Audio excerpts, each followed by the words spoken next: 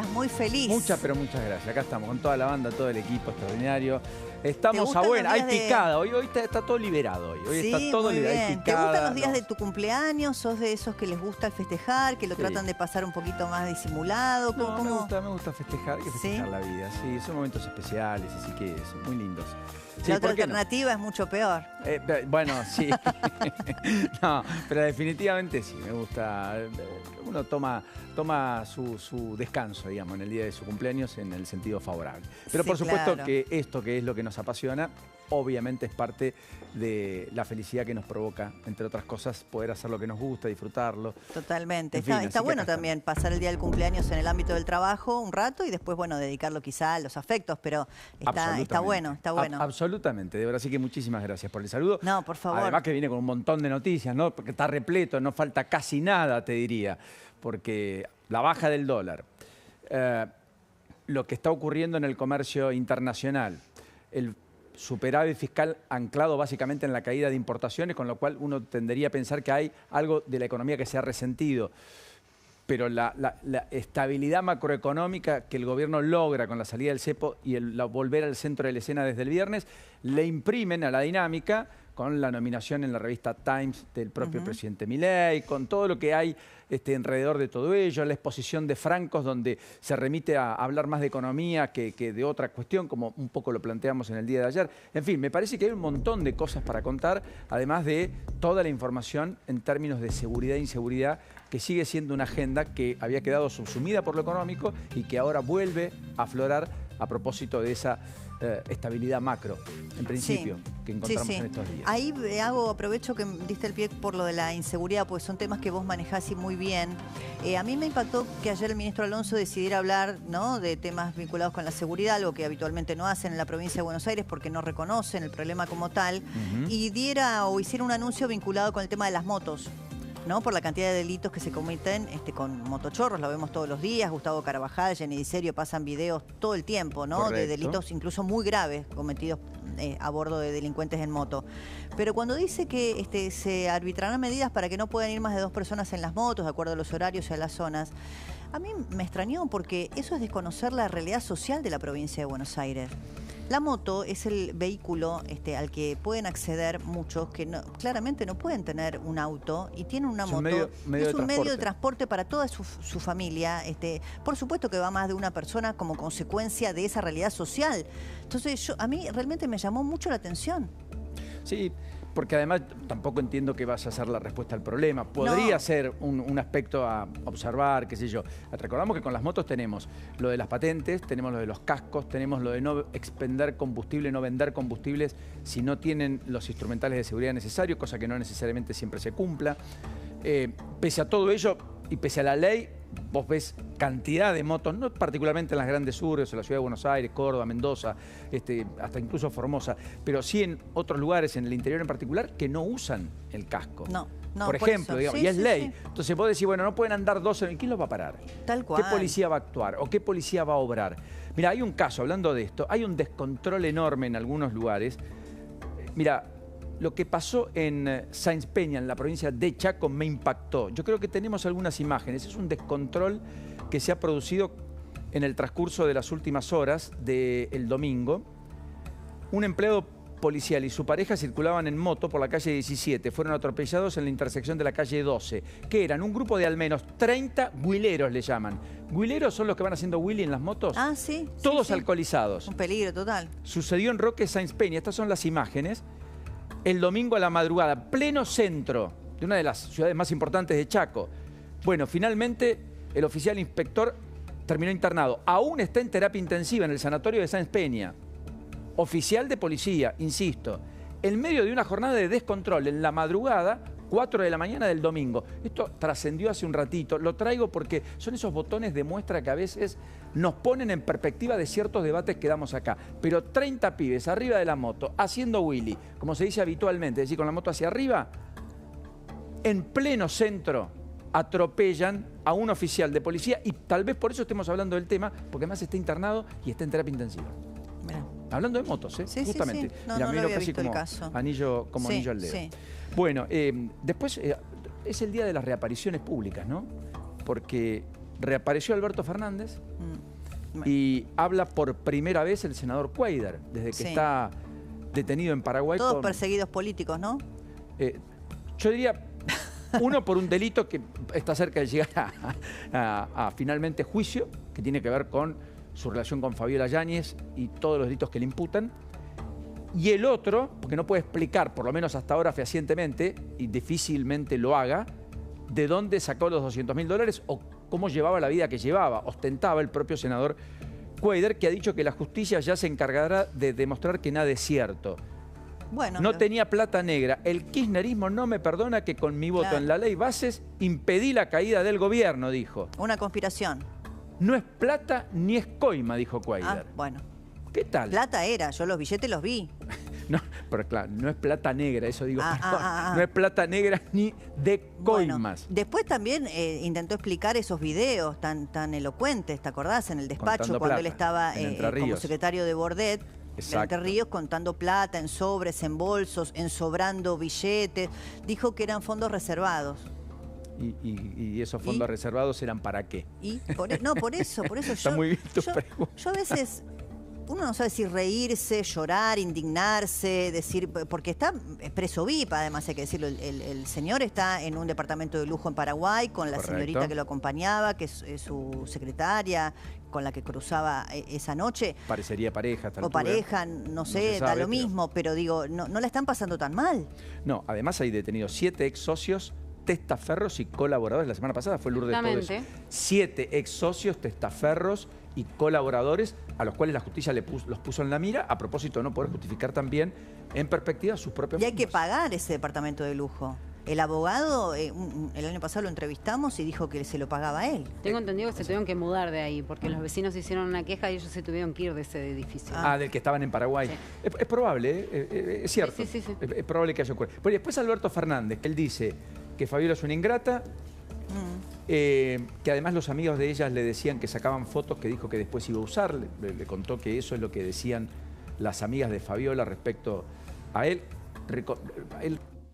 Es un tema que estoy muy seguro de lo falso que es todo lo denunciado. Estoy muy seguro de la parcialidad del juez que interviene. Irursum. El juez que interviene es Ercolini. Y muchísimas gracias. Y lo hice saber así, siempre. Pero bueno, no he tenido suerte para que escuchen el porqué del pedido de recusación a Ercolini, con quien tengo una enemistad más que pública y notoria, a quien denuncié por el caso del agua escondido, de quien pedí la expulsión de la Universidad de Buenos Aires.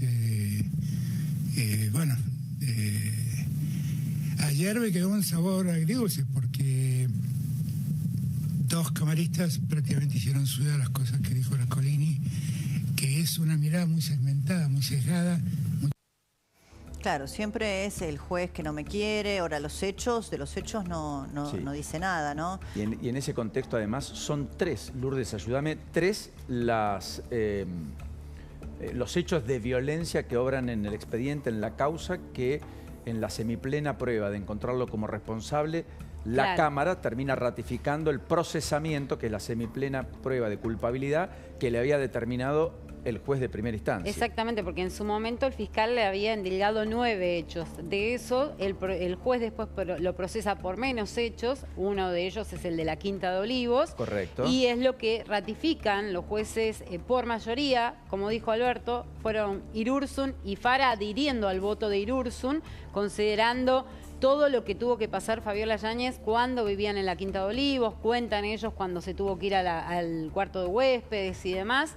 Y en el caso del juez Boyko, no es que hay un voto en disidencia. Lo que dice Boyko es, bueno, para mí hay que hacer más pruebas y no dice hay que revocar, sino que hay que dictar la falta de mérito y seguir investigando. Lo que dice Boyko es, no tengo pruebas ni para el uno ni para lo otro, me falta investigar, hurgar un poco más. Boyko es un reconocido juez cercano al kirchnerismo, ¿no es cierto? Sí, fue abogado de Cristina. Y fue abogado de Cristina Fernández de Kirchner. Así que lo que rige para Ercolini en la perspectiva de Alberto Fernández regiría para Boyko en la perspectiva de los opositores. Totalmente. Yo sé que no es el objeto de la investigación, pero traza un perfil, ¿no? Digo, me refiero a Alberto Fernández y su conducta independientemente de que no es objeto de la investigación de violencia de género, digo, las mujeres que iban a la Quinta de Olivos o a la Casa Rosada a mantener un vínculo social íntimo o vaya a saber de qué tipo con el presidente, que nada tenía que ver con lo laboral. Una enorme cantidad de nombramientos que hubo en la función pública de mujeres cuya único mérito era que le gustaban al presidente. Esto... práctica que, por cierto, probablemente exceda a Alberto Fernández también. Bueno, probablemente, pero, pero como él está siendo investigado evidente por un hecho, bueno, tan grave, vinculado con su vida íntima, pero que es un delito, bueno, de acción pública, que es la violencia contra su exmujer, presuntamente, vamos a ver qué dice la justicia, digo, también hay un perfil acá, correcto. no de alguien que ha deshonrado la investidura presidencial con estos hechos que recién menciono. De hecho, hay ¿no? imputaciones penales que exceden incluso a la violencia de género y por lo cual podría recibir una pena de hasta 18 años de prisión, cuando uno las concatena, cuando uno las termina acumulando. Bueno, más allá de eso, también había hablado Cuéllar.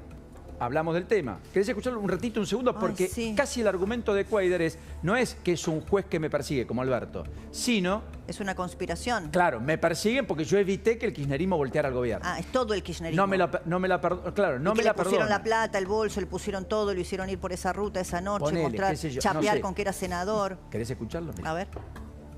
Primero aclaremos que estábamos a pocos meses de haber asumido un gobierno democrático. Sí. Primero y principal. Segundo, había una intencionalidad clara por parte del kirchnerismo de hacer caer el gobierno, cuestión que a mí me consta. Por el lado del peronismo, lo que era en ese momento la conducción del peronismo, a cargo de Cristina y demás, en mi modo de ver las cosas, había una necesidad de evitar que el peronismo siga bajo esa conducción. ¿Por qué? Porque con el voto negativo de la ley Bases se profundizaba una crisis enorme que ya estaba sufriendo el gobierno en materia política, y eso le iba a provocar, sin duda, un fuerte debilitamiento y una posterior caída, que era lo que quería el kirchnerismo. ¿Y no lo denunció? Si él entiende que a él le constó, no como senador, ¿no fue a la justicia? ¿Tiene el deber o no? Es un funcionario público, Claro. ayúdame, Lourdes. Sí. Vos ves Sí. que hay un intento de golpe de esto, porque una cosa es decirlo, declamarlo, ponerlo en el fragor de la campaña electoral. Ahora, utilizarlo ahora, después de que te encontraron con fondos que efectivamente muchos suponen que pudo haber sido parte de un pago realizado con fondos de esos reservados que él contaba, según lo que él mismo dijo, fondos reservados que utiliza la política habitualmente para destrabar cosas, entre ellos leyes. Insisto, lo encontraron con y ahora dice, no, porque el pasa es que lo querían voltear, entonces como lo querían, seguramente me apuntaron a mí. Es una Claro, vergüenza. pero no dice de dónde esa plata que tenía, por qué tenía esa plata, por qué no declaró esa plata, por qué quería cruzar sin declararla. Él dijo que era de ella. Él dijo que era de ella, ¿Y ella ella qué dijo dijo? que ella dijo que era de una empresa para la cual trabajaban, que O nunca sea, la plata nunca era de otro, contó. como la querida- culpabilidad en la Argentina. bueno, No se es como ataca, la culpa secretaria. siempre es del otro. ¿Cómo Claro. se relacionan los temas? Mi querida Fabiola, esta es mi querida, no me acuerdo el nombre, perdón, de la señorita. Yara. Mi Yara. querida Yara. Yara. Igualmente, Yara Glisel Costa. lo de los fondos reservados, cuando me refiero a la plata que él contaba, que dijo que era eso en el despacho, cuando era secretario de Bordet, eso está en el contexto de una causa Securitas en la que se presume, que es la que investiga la doctora Arroyo Salgado, si no me equivoco, que Correcto. habían pagado coimas para quedarse con las concesiones y los negocios en la provincia. Entonces, ¿qué fondos reservados? Él O sea, tenía a su cargo una empresa provincial, no quiero errar el nombre, pero una empresa provincial que, según se detectó, los gerentes de la compañía de seguridad privada, los gerentes, no los dueños, gerentes regionales, en un negocio combinado, probablemente de cohecho, donde participaba él de la empresa y el propio funcionario que le daba el contrato, se supone que pagaban coimas para quedarse con esos contratos. Claro. Bueno, y que esas coimas las recibía efectivamente Cuéllar. Ahora le dice, viste cómo es todo, a la coima ahora la llama fondos reservados. Bueno, Pero de hecho desde Securitas exactamente. reconocen eso. Sí, sí, por eso, Securitas. Por eso es- arranca la causa. La causa empieza porque la Casa Central detecta que hay anomalías y Claro. hay pagos que no están registrados de parte de las sedes regionales, en este caso la de Tre. Creo que es una cosa así. No quiero ser o faltar a la Y rigurosidad. en el marco de un desprendimiento de esa causa es que detienen la semana pasada Eso. y procesan con prisión preventiva a contadores de Quader, a todas las y colaboradores. Entre ellos, el colaborador, que ustedes recordarán que aquí en esta casa Nico Pizzi contó de esa famosa camioneta que utilizaba Quader, que estaba a nombre de ese empleado del Congreso, creo que era González de apellido, y esa persona hoy está procesada también. Claro, camioneta en la cual andaba el propio senador, que uno supone que en realidad era un testaferro. Por eso se habla de que detuvieron a testaferros, empleados, colaboradores. Nombramientos, ¿no? Porque si no me equivoco, ahí Lourdes por ahí lo tiene más presente. A Yara la habían nombrado. A Yara la habían nombrado y a la madre o a un familiar también de esta chica. Sí. Tenían en todos, el Senado. Sí, tenían Correcto. todos cargos. Ella tenía una de las categorías más altas, Yara. Bueno. En fin, yo creo que, nada, tenemos la mesa servida para una tarde de miércoles bastante atractiva, por cierto. Bueno, que los cumpla feliz. Gracias. Como siempre. Tenés para entretenerte hoy. Definitivamente. Gran tarde, gran tarea, gran programa. Gracias. Nos reencontramos mañana, Nos si Dios quiere, vemos. gracias. Nos ponemos en marcha. Bienvenidos. Buenas tardes.